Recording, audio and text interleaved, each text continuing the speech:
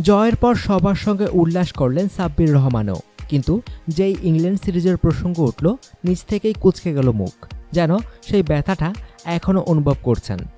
নিজের অভিষেকে চট্টগ্রামে টেস্ট জিতাতে না পারার দুঃখে কলম্বোর দারুণ জয়ও প্রলেপ পড়েনি। জহুর আহমেদ চৌধুরী স্টেডিয়ামে শেষ 2 উইকেটে 32 রান দরকার ছিল বাংলাদেশের। উইকেটে সাব্বিরের সঙ্গে ছিলেন তাইজুল ইসলাম। সেই ম্যাচ জেতাতে পারেননি সাব্বির। অপরাজিত ছিলেন এই মিডল অর্ডার ব্যাটসম্যান।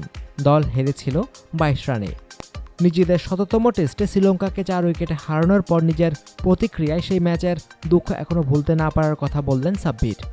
সাব্বির বলেন, না, ওই দুঃখ আমি কখনোই ভুলতে পারবো না। এই জয়ে সেই ক্ষত কিছুটা প্রলেপ পড়বে হয়তো, কিন্তু ওই হার এখনও পোড়ায়। লিটন দাস চোট না পেলে হয়তো পিসারাও বলে খেলা হতো না সাব্বিরের। প্রথমবারের মতো 4 নম্বরে নেমে 42 ও 41 রানের 2টি ইনিংস খেলেন এই মিডল অর্ডার ব্যাটসম্যান।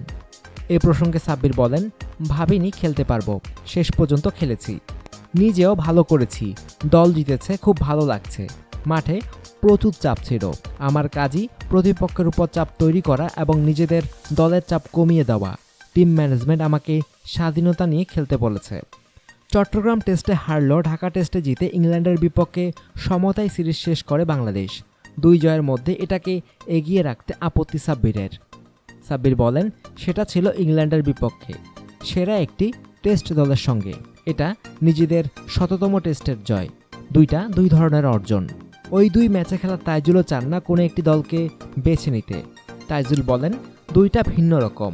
ইংল্যান্ডের বিপক্ষে জয় ছিল বড় কোনো দলের বিপক্ষে প্রথম টেস্ট জয়, আর এটা বড় কোনো দলের বিপক্ষে তাদের মাটিতে প্রথম জয়।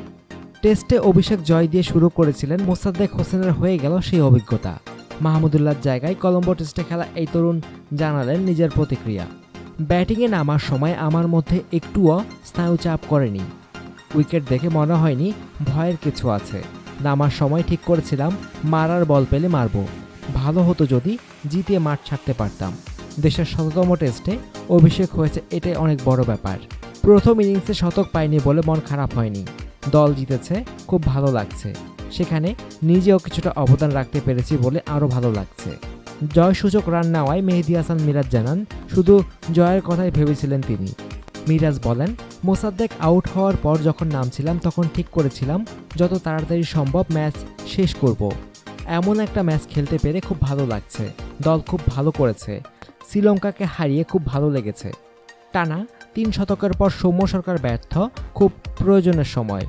শুরুতে উইকেট উপহার দিয়ে বাঁহাতি উদ্বোধনী ব্যাটসম্যান চাপে ফেলে দিয়েছিল দলকে। দিন শেষে তিনি দলের অর্জনকেই মনে রাখতে চাইলেন তিনি। সৌম্য বলেন, এত ভালো লাগছে যে ভাষায় প্রকাশ করতে পারবো না। ক্রিকেটের ইতিহাসে এই টেস্টের নাম লেখা থাকবে। এই দলের সদস্য আমি, এটা ভাবতেই ভালো লাগছে। দল হিসাবে আমরা চেষ্টা করেছি ভালো কিছু করতে, শেষ পর্যন্ত পেয়েছি তারই ফল। অনুগ্রহপূর্বক সংবাদটি শেয়ার করুন এবং খেলাধুলার সর্বশেষ খবর জানতে স্পোর্টস লাইট সাবস্ক্রাইব করে রাখুন। ধন্যবাদ।